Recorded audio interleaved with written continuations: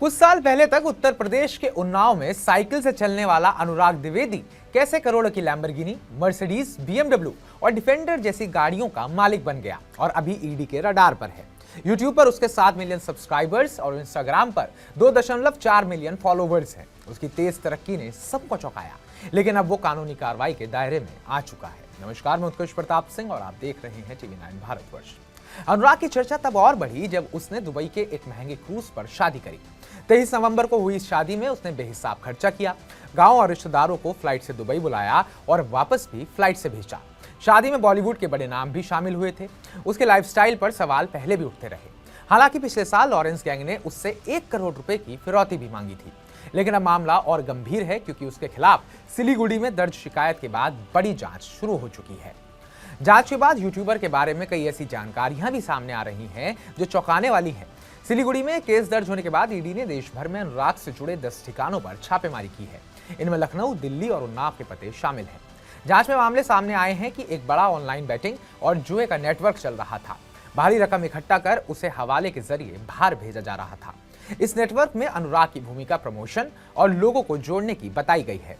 वो इन अवैध betting apps के लिए वीडियो बनाता था, लिंक और प्रमोशनल कोड देता था, जिससे लोग इन प्लेटफॉर्म्स पर पैसा लगाते थे। यूट्यूबर की कई महंगी गाड़ियों को जब्त किया गया है। इसके साथ ही ईडी ने 20 लाख रुपए नकद, डिजिटल डिवाइस और कई दस्तावेज बरामद किए। छापेमारी में मिले दस्तावेज बताते हैं कि अनुराग ने दुबई के रियल एस्टेट में हवाला चैनलों के जरिए निवेश किया।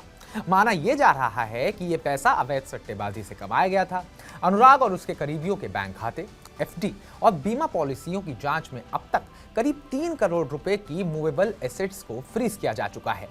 अनुराग 7 साल पहले उन्नाव से दिल्ली आया। यूट्यूबर बनने के बाद वो ड्रीम 11 और अन्य फैंटेसी क्रिकेट एप्स का प्रमोशन करने लगा। रेफरल लिंक और कोड से उसे कमीशन मिलता। बाद में वो ग्रोजन नाम की ऑनलाइन बैटिंग ऐप भी चलाने लगा। यहीं से उसकी कमाई तेजी से बढ़ी और वो क्रिकेट सट्टेबाजों के संपर्क में भी आया। हालांकि इससे पहले यूट्यूब ने उसके कई चैनल्स भी सस्पेंड कर दिए थे। ईडी ने कई बार उसे समन भेजे, लेकिन वो एजेंसियों के सामने पेश नहीं हुआ। जांच में यह भी सामने आया कि अवैध कमाई के बाद वो भारत छोड़कर दुबई में रहने लगा।